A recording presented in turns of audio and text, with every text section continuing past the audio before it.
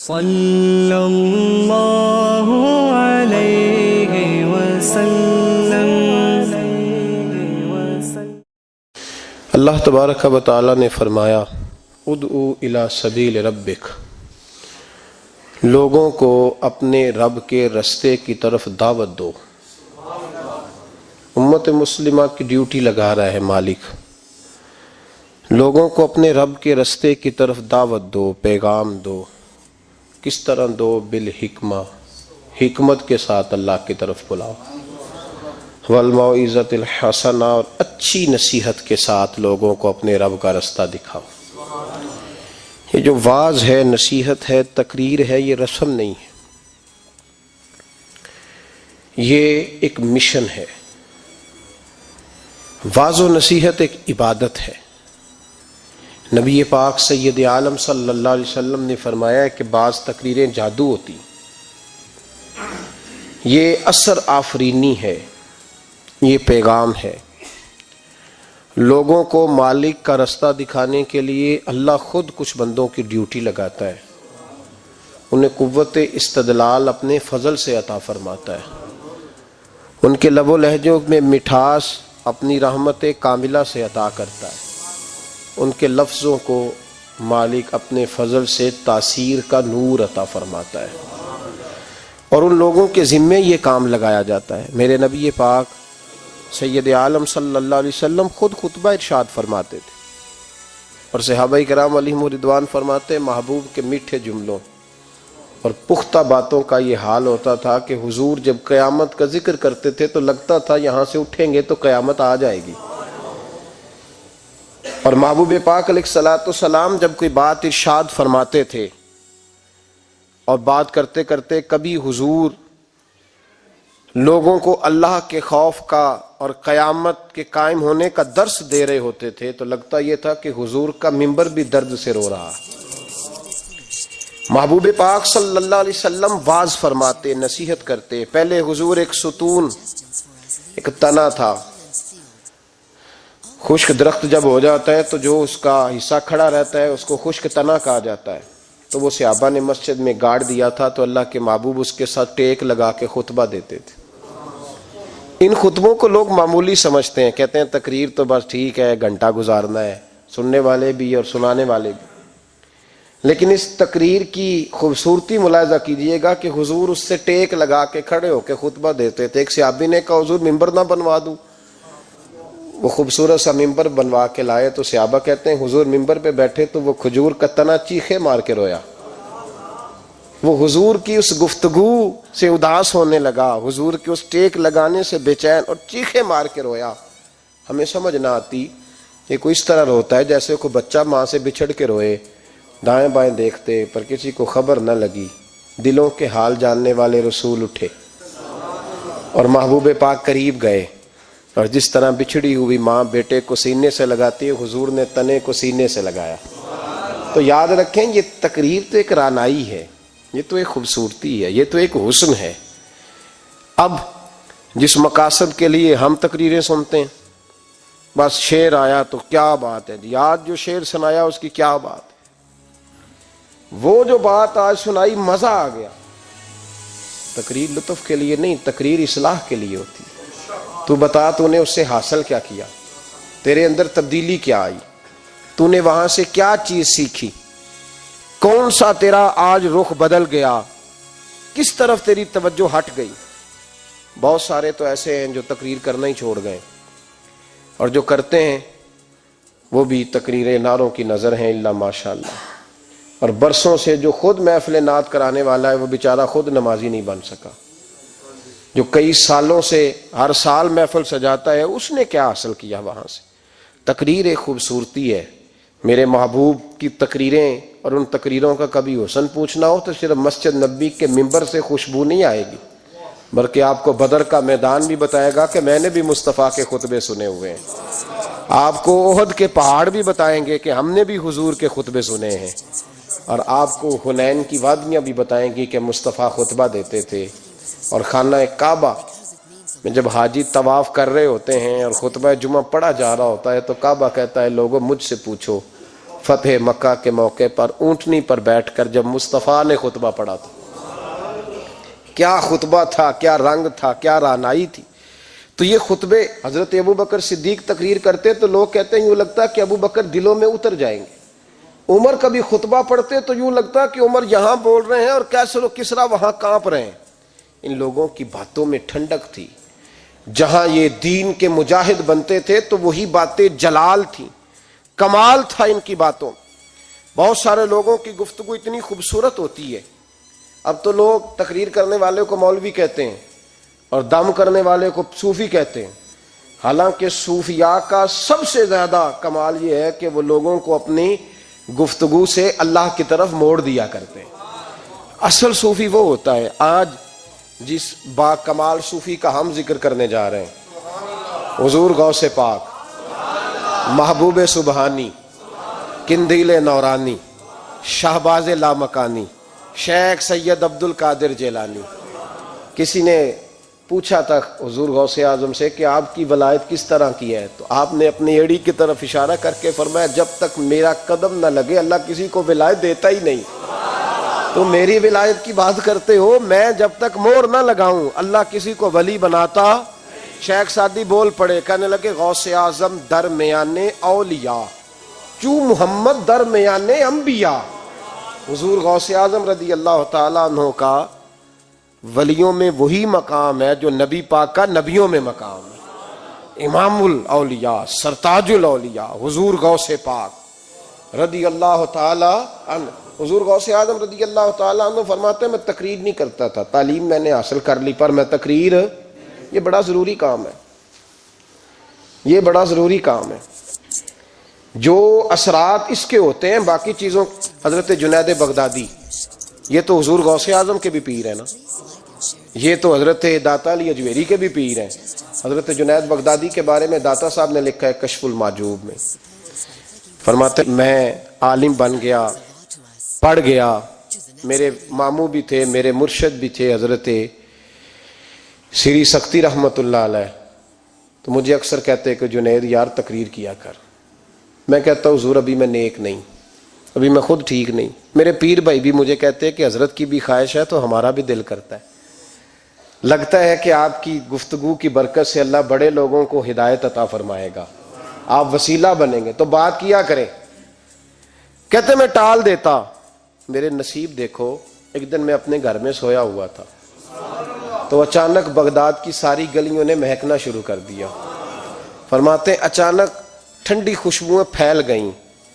میرے نصیب دیکھو کہ مجھے مصطفیٰ کریم کا دیدار نصیب ہو گیا. خواب میری وچ آیا ماہی تے میں گل وچ پا لئیاں باواں تے ڈر دی ماری اکھ بھی نہ کھولاں کتے پھر بچھڑ نہ جاواں.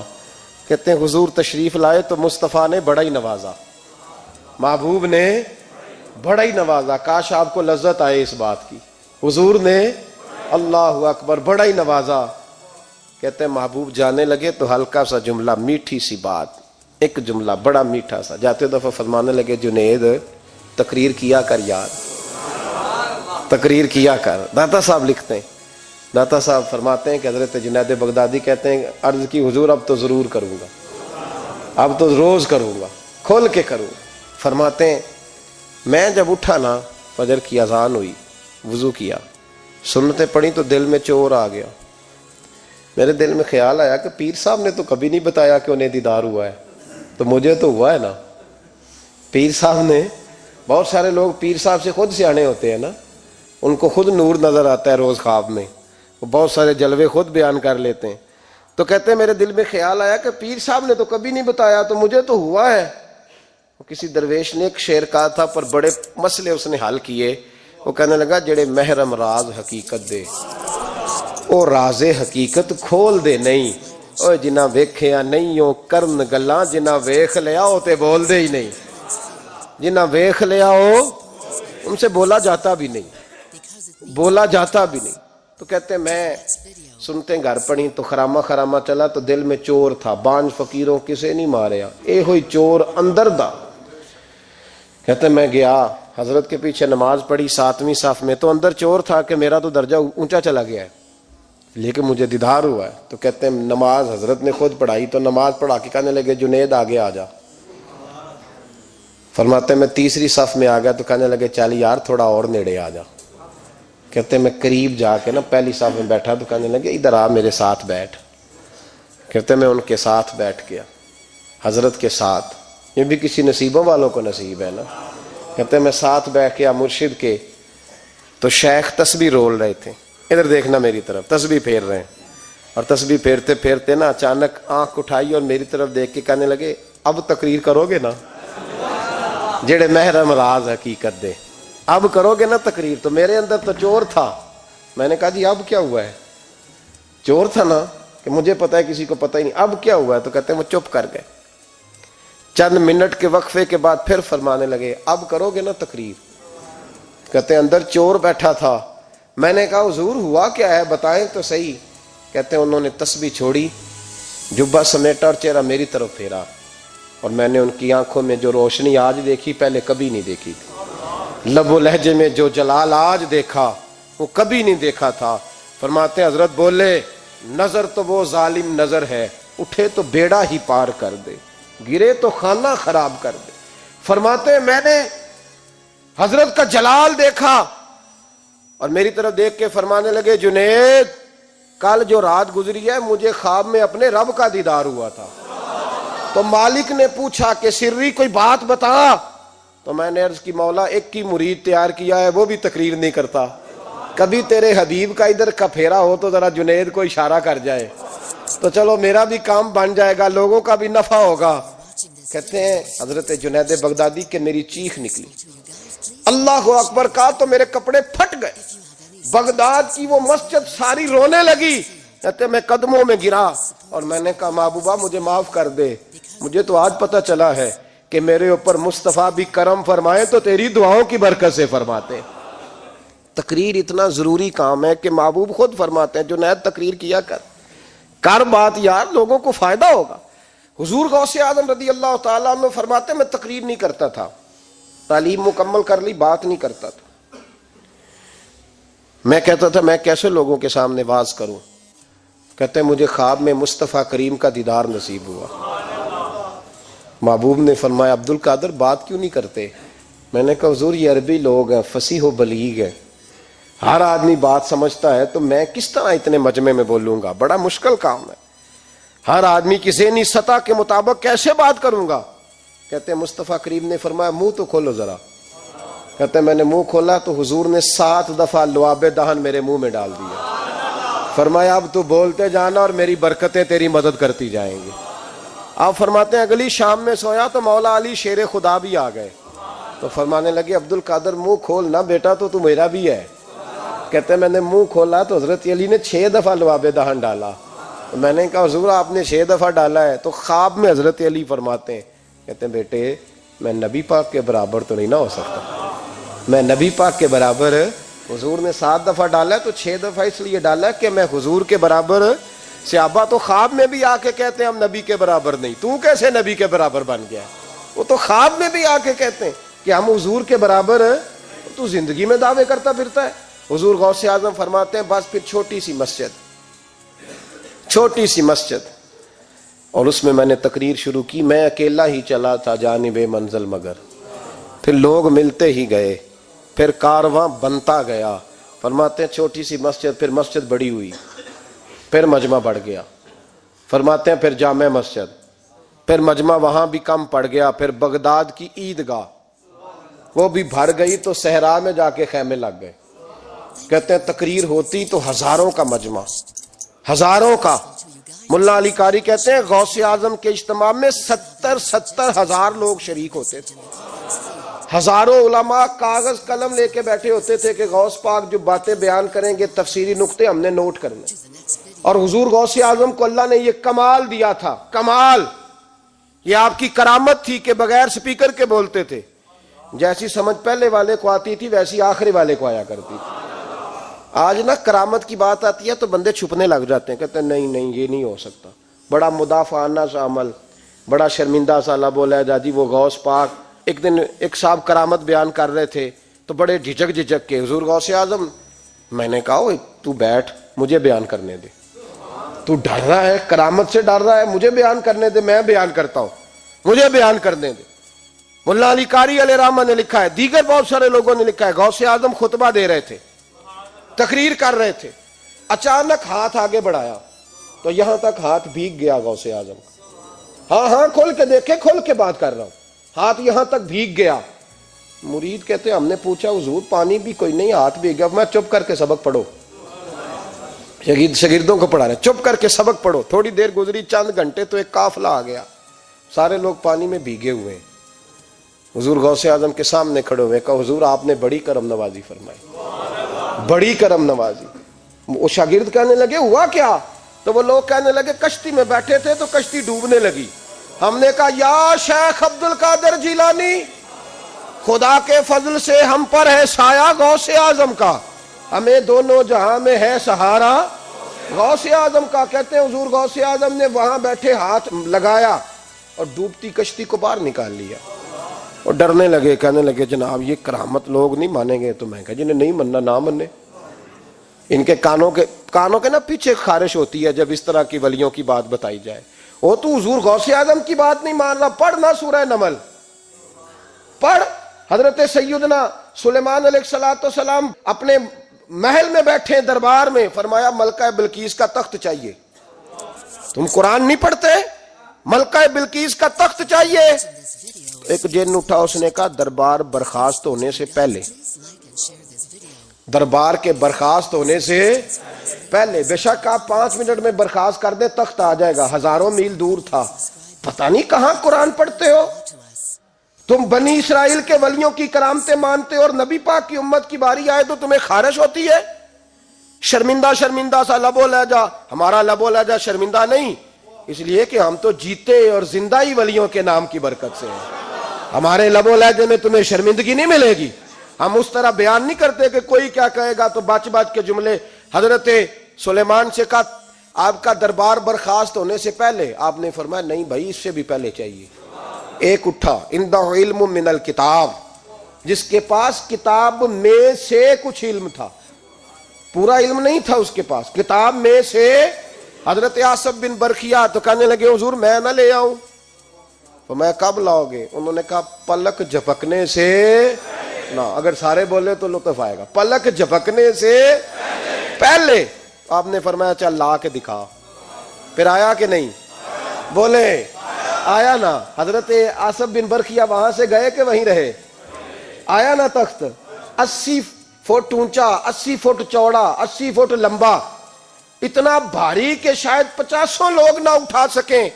وہ آیا، سامنے رکھا تو حضرت سلیمان کہنے لگے یہ کیا ہے؟ تو جناب آصف بن برخیا کہنے لگے ھذا من فضل ربی، یہ میرے رب کا، اور جن پر نرا فضل ہے ان کی یہ شان ہے جن کو اللہ کہ وبشر المؤمنین بان لهم من اللہ فضلا کبیرا.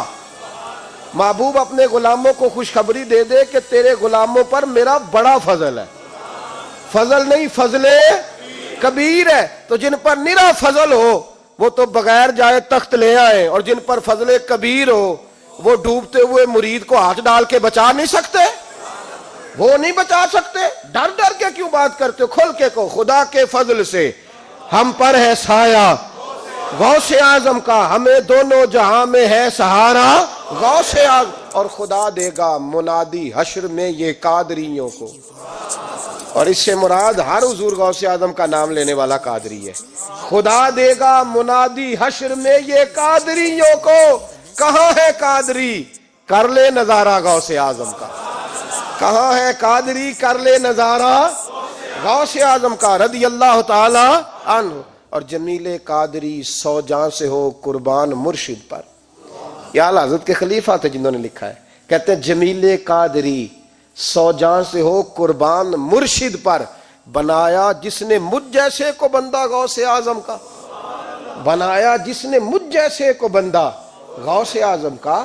حضور غوث اعظم کی کرامات کا تو یہ حال ہے کہ ملا علی قاری کہتے ہیں تواتر ہے کرامتوں میں، اور کہتے ہیں لکھتے وقت سوچتے ہیں کون سی لکھیں کون سی چھوڑیں، کون سی لکھیں. اور ایک عیسائی مسلمان دونوں جھگڑا کر رہے ہیں، غوث اعظم گزر رہے ہیں، جھگڑا ہو رہا ہے. عیسائی مسلمان سے کہتا ہے ہمارے نبی عیسیٰ علیہ السلام نے مردے زندہ کیے، تمہارے نبی نے بھی کو کیا تو بتاؤ۔ مسلمان پڑھا ہوا نہیں تھا، حالانکہ نبی پاک نے بڑے مردے زندہ کیے، پڑھا نہیں تھا، بتا نہ سکا۔ غوث اعظم کے کان میں آواز گئی تو جا کے عیسائی کا بازو پکڑ کے جھنجھوڑا، فرمانے لگے کیا کہا تم نے؟ میرے مصطفیٰ نے مردہ زندہ کیا تو بتاؤں؟ فرمایا تو نبی پاک کی چھوڑ، میں غلاموں کا غلام ہوں، میں غلاموں کا غلام ہوں، مجھے بتا کون سا مردہ زندہ کرنا ہے۔ تو چھوڑ حضور کی بات نہ کر، میں غلاموں کا غلام ہوں، مجھے بتا کون سا مردہ زندہ کرنا ہے۔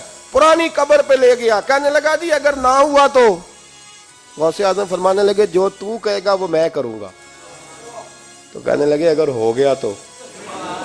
اگر تو غوث اعظم کہنے لگے نہ میرے خانقاہ پہ جھاڑو دینا، نہ میرے برتن مانجنا، نہ میرے گھر کا سودا لانا، اگر زندہ ہو گیا تو بس میرے نبی کا کلمہ پڑھ جانا، بس میرے رسول کا کلمہ پڑھ جانا۔ اللہ اکبر۔ اس نے جو سب سے پرانی قبر تھی نا، وہ کہتا ہے یہ ہمارے دادا نے بھی نہیں دیکھا تھا بندہ کون ہے۔ اس قبر پہ کھڑا ہو کہنے لگا اس کو زندہ کریں۔ تو غوث اعظم رضی اللہ تعالیٰ عنہ قبر کے سرانے کھڑے ہوئے تو دعا کرنے لگے، کہنے لگے مولا اپنے لیے نہیں، تیرے رسول کے لیے۔ پھر فرمایا قم باذن اللہ، اٹھ اللہ کے حکم کے ساتھ۔ ایک عورت کلمہ پڑھتی ہوئی کھڑی ہو گئی، کھڑی ہو گئی، اور کھڑی ہو کے اس نے پہلا جملہ کہا تو کمال کر دی، کہنے لگی میرے نصیب دیکھو، میں بنی اسرائیل کی تھی، عبد القادر تیرے صدقے جاؤں، تو نے مجھے کھڑا کیا ہے تو اللہ نے مجھے مصطفیٰ کا کلمہ پڑھنے کی توفیق دے دی، تیرے قربان جاؤں عبد القادر، تیری کیا بات ہے۔ اب وہ بندہ دوڑ دوڑ کے غوث اعظم کے قدموں میں آیا، فرمانے لگے نا کلمہ میرے مصطفیٰ کا پڑھنا ہے، حضور کا غلام بننا ہے۔ او بھائیو، حضرت شیخ عبد القادر جیلانی، حضور غوث اعظم رضی اللہ تعالیٰ عنہ، معمولی بات نہ سمجھنا، حضور غوث اعظم رضی اللہ تعالیٰ عنہ فرماتے ہیں میں قدم نہ لگاؤں تو اللہ ولایت ہی نہ دے، میں قدم نہ لگاؤں تو اللہ ولایت نہ دے۔ ایک آدمی سے حضور غوث پاک ناراض ہو گئے، ایک شخص سے نکل جا میرے آستانے سے، دعا منگیا کرو سنگیو، کتے مرشد نہ رس جاوے، جنہاں دے پیر رس جاندے، وہ جیوندے بھی وہ مرے ہی رہن، چل دوڑ جا، نکل جا۔ وہ کہتا ہے میں 300 ولی کے پاس گیا ہوں، 300، ہر ایک سے کہا میرے لیے دعا کرو، تو وہ کہنے لگا جسے عبد القادر دھتکار دے اس کو کوئی سینے سے لگا سکتا، چل واپس چلا جا۔ آ کے قدموں میں بیٹھ گیا، کہنے لگا سونے معاف کر دے۔ فرمانے لگے تو نے دیر کر دیا، میں تو کب سے معاف کیے بیٹھا ہوں، تو نے دیر کی آنے میں تو رسول اللہ کا غلام ہوں، اور حضور نے معاف کرنا سکھایا ہے۔ حضور غوث پاک واز کرتے، نصیحت کرتے، اور چونکہ نہ شہرت کے لیے، نہ مال کے لیے، نہ نوٹوں کے لیے، اس لیے غوث اعظم جب تقریر کرتے نا، ایک دن بغداد میں بارش شروع ہو گئی، خطاب ہو رہا تھا، لوگ بکھرنے لگے تو 2 جملے غوث پاک کے، کہنے لگے یا اللہ تو دلوں کے بھید جانتا ہے، اگر بندے میں نے اپنی ذات کے لیے اکٹھے کیے ہیں تو تیز بارش برسا، دوڑا دے سارے، اور اگر تیرے لیے اکٹھے کیے ہیں تو پھر بھی تیری مرضی، رکھنے ہیں تو رکھ، بھیجنے ہیں تو۔ حضرت یحییٰ کہتے ہیں سارے بغداد میں بارش ہوتی تھی، پر جہاں غوث اعظم کی محفل ہوتی تھی وہاں کوئی نہیں ہوتی تھی، وہاں کوئی نہیں ہوتی تھی۔ غوث اعظم تقریر کرتے کبھی کبھی وجد آتا تھا۔ وجد کس کو کہتے ہیں؟ وجد کبھی کبھی آپ کہتے نہیں کہ میرے رونگٹے کھڑے ہو گئے، لوں کنڈے کھڑے ہو گئے، پھر کبھی کبھی کہتے ہو یار پتہ نہیں کیا ہوا آج تو آنسو رکتے نہیں تھے، اسی کو وجد کہتے ہیں۔ اسی کو، یہ ایک کیف ہے، ایک مستی ہے جو چڑھ جاتی ہے، ہر جگہ چڑھتی کہیں کہیں چڑھ جاتی ہے، اور کمال ہو جاتا ہے جب چڑھ جائے، پھر مزہ آ جاتا ہے۔ نہ انکار کریں اج میراں، اج موسم بڑا سہانا، مستی دا اج می برسا دے، نہیں پیاس دا کوئی ٹھکانا، تیرے کول اتر پرانا تے ساڈا درد بھی بڑا پرانا، تے میرا ہس ہس ٹال نہ سانو اسی پیتیوں باج نہیں جانا۔ کبھی کبھی ایک ماحول ہوتا ہے نا، کبھی کبھی حضور غوث اعظم وجد میں آتے تھے، کبھی کبھی اللہ کی دریائے رحمت کو بھی کبھی کبھی جوش آتا ہے، اور میرے حبیب فرماتے ہیں وہ پہلے آسمان پر نزول جلال کرتا ہے جو اس کی شان کے لائق، اور فرماتا ہے بندو مانگ لو جو مانگو گے میں دے دوں گا۔ میرے محبوب کے دریائے رحمت کو بھی جوش آتا تھا، حضور فرماتے تھے آج پوچھو جس نے جو پوچھنا ہے پوچھو، حضور فرمایا کرتے تھے۔ ایک دن حضرت ربیہ بن کعب سامنے کھڑے ہیں تو میں سال یا ربیہ جو دل کرتا ہے مانگ لے تیرا نبی تجھے دے دے گا۔ کبھی کبھی دریائے کرم جوش میں، تو غوث اعظم کو کبھی کبھی جوش آتا تھا. ایک دن تقریر کرتے کرتے کرتے کرتے جذبات میں آ گئے، جوش میں، یوں نظر اٹھائی تو حضرت خضر گزر رہے تھے اوپر سے، اور جوش جذبات میں فرمانے لگے، او بنی اسرائیل کے ولی ذرا نیچے تو اتر، ذرا محمد عربی کے غلام کی بھی چند باتیں سن کے جا. آج تجھے سناؤں رسول اللہ کے غلام کس طرح کے ہوتے ہیں. حال میں وجد میں، کیف میں. تھوڑی دیر گزری تو تڑپنے لگے. مجمع پہ سکوت طاری، لوگ سمجھ نہیں رہے ہو کیا رہا. ایک آپ کے خلیفہ تھے حضرت علی بن ہیتی، وہ دیوار کے ساتھ ٹیک لگا کے سو رہے تھے. سارا مجمع دم بخود ہے، یہ کیا ہونے لگا. غوث پاک اٹھے، تقریر وہیں رہ گئی. علی بن ہیتی کے پاس جا کے یوں ہاتھ باندھ کے کھڑے ہو گئے اور دیر تک نبی پاک پہ درود پڑھتے رہے. ان کی آنکھ کھلی تو وہ بھی روئے، غوث اعظم بھی روئے. دعا ہو گئی، جلسہ ختم. غوث پاک سے تو پوچھنے کی طاقت ہی نہیں تھی نا کسی کی. ان سے کون پوچھے؟ لوگ حضرت علی کے پاس. حضرت علی بن ہیتی رحمت اللہ علیہ، حضور یہ کیا ہوا، ہمیں سمجھ نہیں آئی. آپ فرمانے لگے، تمہیں کیا بتاؤں، تم کسی معمولی پیر کے ماننے والے نہیں ہو. میں آج غوث اعظم کی محفل میں بیٹھے بیٹھے ہی مدینے پہنچ گیا ہوں اور مجھے رسول اللہ کے جلوے نظر آنے لگے ہیں. پر میرے شیخ کا کمال دیکھو، جو میں خواب میں دیکھ رہا تھا عبد القادر ظاہری آنکھوں سے نظر فرما رہے ہیں. ظاہری آنکھوں سے، عالم وجد میں، کیف میں، سرور میں. اور جب غوث اعظم تقریر کرتے تھے نا تو 50 آدمی اس کونے سے کھڑے ہوتے تھے، کہتے تھے حضور ساری زندگی گناہ کیے ہیں، اب توبہ کرتے ہیں، اب دوبارہ گناہ نہیں کریں گے. اس کونے سے 15 کھڑے ہوتے تھے، حضور ڈاکے ڈالے ہیں ساری عمر، اب توبہ. آپ کی بات نے دل بدل دیا ہے، اللہ نے توفیق ہدایت دے دی. ادھر سے 10 کھڑے ہوتے، حضور سود کا دھندا، چوری کا دھندا، آج کے بعد توبہ. ایک بزرگ تھے حضرت یحییٰ بن نجا ان کا نام تھا. وہ کہتے ہیں میں نے سوچا روز بندے توبہ کرتے ہیں، آج میں گنوں نہ کہ ایک محفل میں کتنے کرتے ہیں. آج گنوں نہ. اب تو کاؤنٹنگ کے مختلف ذرائع ہیں نا، کیلکولیٹر ہے، باقی چیزیں. اس زمانے میں یہاں گٹھلیاں ہوتی تھی کھجور کی، بندے کوئی چیز گننی ہوتی تو گٹھلی ڈالتے. یہاں لوگ دھاگا لے جاتے تھے، ہر دھاگے پہ گرا لگاتے تھے، ایک گرا دوسری گرا. وہ کہتے ہیں میں نے نا اپنے پلو کے چادر کے نیچے دھاگا چھپا لیا. ایک بندہ توبہ کرنے اٹھا تو ایک گرا ڈال دی، دوسرا اٹھا تو دوسری گرا ڈال دی، تیسرا اٹھا تو تیسری. کہتے ہیں اچانک بندے زیادہ ہو گئے. اب میری سپیڈ ہی بڑی کم تھی، میں کوشش بڑی کرتا پر بندے زیادہ. کہتے ہیں بڑی کوشش کی پر میں پورا ہی نہ ہوں. کہتے ہیں جب میں تھک گیا نا اور تھوڑا سا میرا سانس بھی پھولنے لگا، پریشان بھی ہوا، تو غوث پاک نے میری طرف دیکھا اور دیکھ کے مسکرائے اور مسکرا کے فرمانے لگے، یحییٰ میں دلوں کی گرے کھولتا جا رہا ہوں، تو بند کرتا جا رہا ہے. میں گرا کھول رہا ہوں، تو گرے لگا رہا ہے. اور چھوڑ دے یار، تجھ سے نہیں گنا جائے گا. یہ عبد القادر کی وجہ سے توبہ نہیں کر رہے، خدا کے فضل کی وجہ سے کر رہے. اور اللہ کا فضل گنا جا سکتا نہیں، شمار کیا جا سکتا. فرمایا نہ کر. آپ نے 40 سال لوگوں کو تبلیغ فرمائی، ہزاروں یہودیوں نے کلمہ پڑھا، لاکھوں نے. عیسائیوں کا بڑا عالم تھا، وہ کہتا ہے میں پوری انجیل پڑھتا تھا، جتنے نسخے تھے سب مجھے یاد تھے، لیکن میں متاثر ہو گیا اسلام سے. یمن کا رہنے والا تھا. میں نے ایک ٹھان لی اس کے ہاتھ پہ کلمہ پڑھنا ہے جو اس وقت نبی پاک کی امت میں سب سے زیادہ شان والا ہو. کہتے میں سویا تو خواب میں جناب عیسیٰ کا دیدار ہوا اور مجھے کہنے لگے تلاش کرنے کی ضرورت ہی کوئی نہیں، بغداد چلا جا. بغداد حضور غوث پاک کی بارگاہ میں. فرمانے لگے اس وقت نبی پاک کی امت میں سب سے زیادہ شان اللہ نے حضور غوث اعظم کو عطا فرمائی، شیخ عبد القادر جیلانی رضی اللہ تعالی. غوث پاک. ہم کوئی دیوانے لوگ نہیں، یا ہمیں شعور نہیں، یا ہمیں عقل نہیں. ساری زندگی کھل کے جس چیز کا زیادہ تعارف کرایا وہ غوث اعظم کی نسبت ہے. اب تو ہمارے ہاں پیری مریدی کا رواج ہی نہیں نا. حضرت باعزیز بستامی فرماتے تھے میں اس مولوی کے پیچھے نماز نہیں پڑھتا جو کسی کا مرید نہ ہو. اس کا اپنا پیشوا کوئی نہیں، وہ میری پیشوائی کیسے کرے گا. حضرت مخدوم اشرف جہانگیر سمنانی فرمایا کرتے تھے میں تو اس دکاندار سے سودا نہیں لیتا جو کسی کا مرید نہ ہو، اس لیے کہ جس نے تربیت ہی نہیں لی، جس کے اندر درد ہی نہیں، روحانیت ہی نہیں، اس کا پیشوا ہی کوئی نہیں. کس طرح اب تو ماحول نہیں نہ رہا.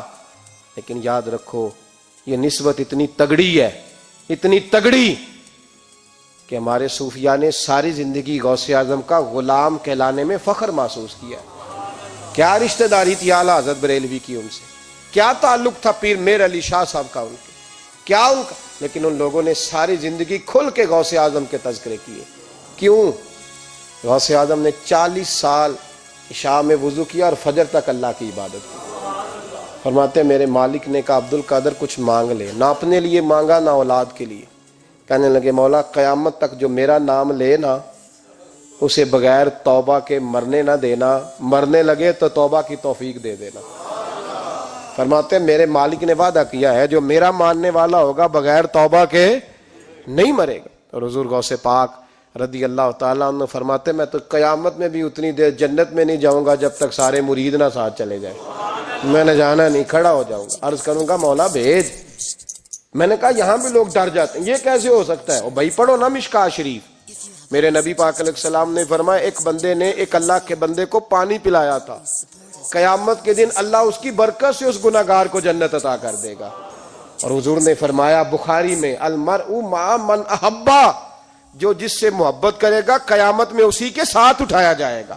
تو ساری زندگی قادری کہلائے, ساری زندگی غوث اعظم کا غلام کہلائے, ساری زندگی خواجہ اجمیر کا نوکر کہلائے, ساری زندگی شاہ نقش بند کا غلام کہلائے, ساری زندگی شیخ شہاب الدین سہروردی کا اپنے آپ کو منسوب کرے اور دنیا سے جائے تو ایسے ہی چلا جائے.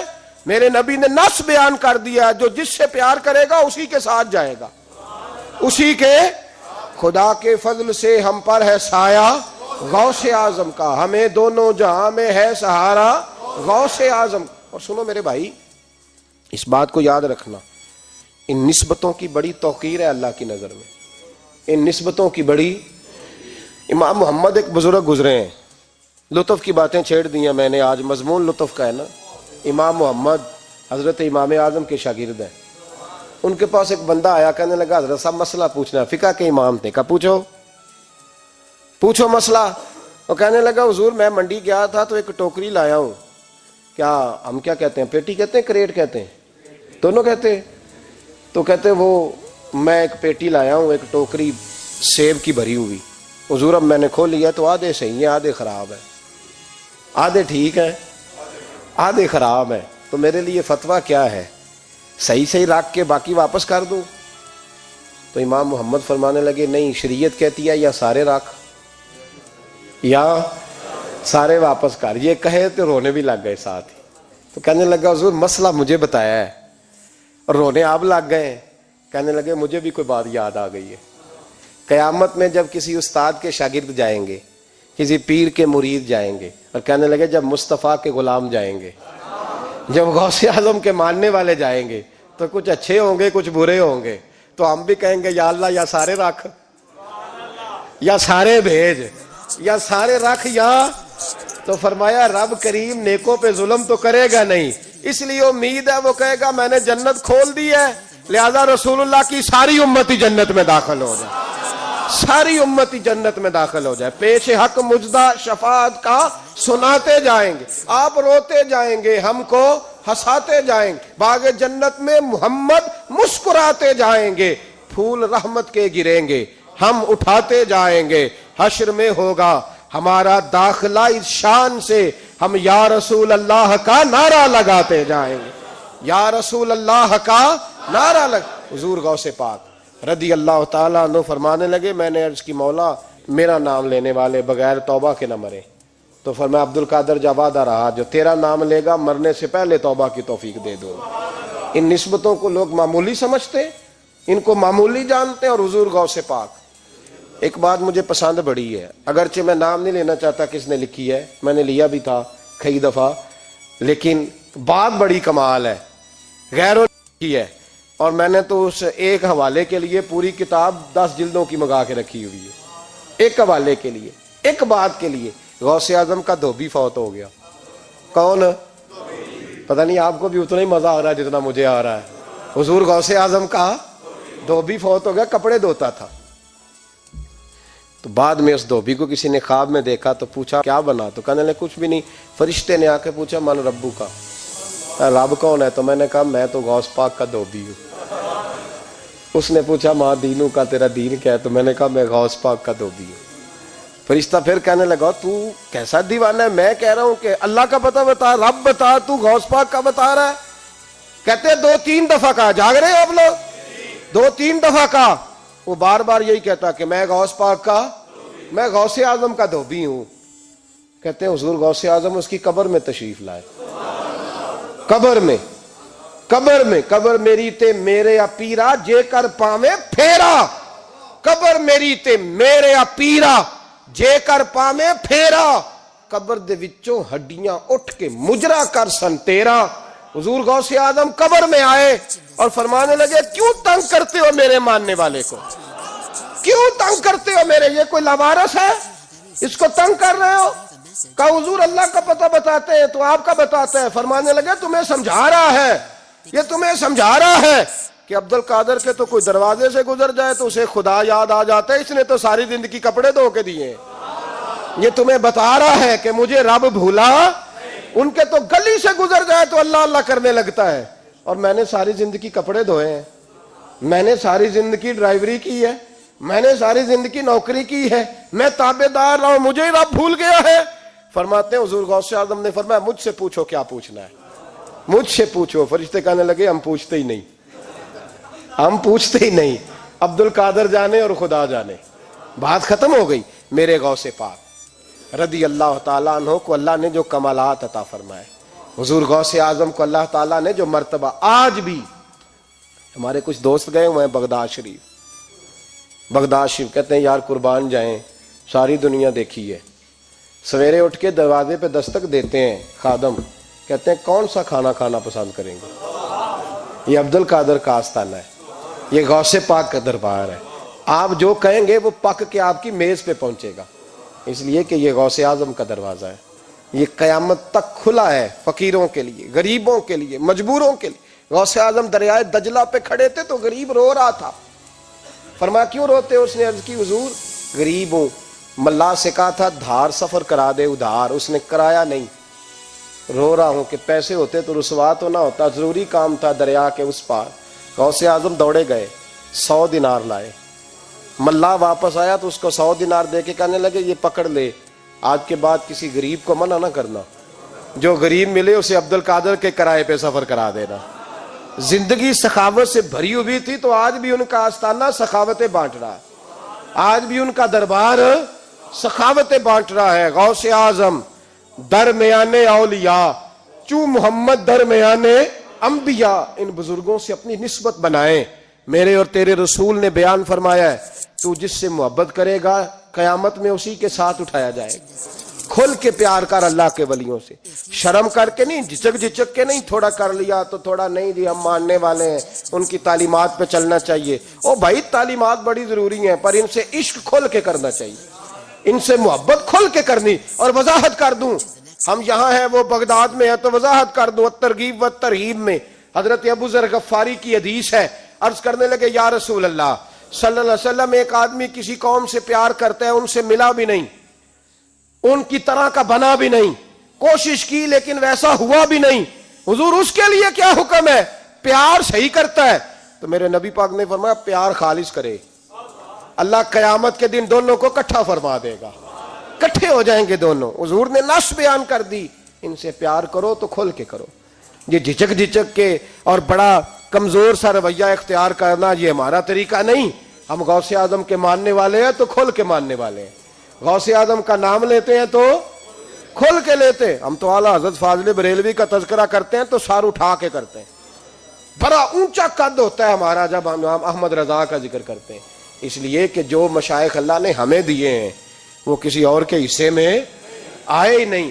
باقی تو کوئی انگریز کے ہاتھ پہ بک گیا، کوئی کہیں چلا گیا، یہ حضرت اجمیری کا فیضان، یہ داتا علی اجمیری کا فیضان، یہ حضرت بہاءالحق نقشبند کا فیضان اور غوث اعظم کا فیضان، یہ جہاں جہاں گیا ہے یہ توانائیاں ہی عطا کرتا گیا ہے۔ اس لیے پیار کریں، کھل کے کریں، غوث اعظم کا دن منائیں، کھل کے منائیں، 11ویں پکائیں تو کھل کے منائیں اور کھل کے کھائیں، لیکن غوث اعظم سے پیار سچا کریں، ان کی تعلیمات پر توجہ صحیح کریں، ان بزرگوں کے نقش قدم چلیں۔ جھجک جھجک کے نہیں، ڈر ڈر کے نہیں، آہستہ آہستہ نہیں، کھل کے ایک دفعہ کہیں خدا کے فضل سے ہم پر ہے سایہ غوث ہے، ہمیں دونوں جہاں میں ہے سہارا غوث ہے، خدا دے گا منادی حشر میں یہ قادریوں کو، کہاں ہے قادری کر لے نظارہ غوث اعظم کا۔ آخر دعوانا ان الحمدللہ رب العالمین۔ واہ واہ رمز سجن دی ہور، واہ واہ رمز سجن دی ہور، عاشق بنا نہ سمجھے کور، واہ واہ رمز سجن دی ہور، عاشق بنا نہ سمجھے کور، واہ واہ رمز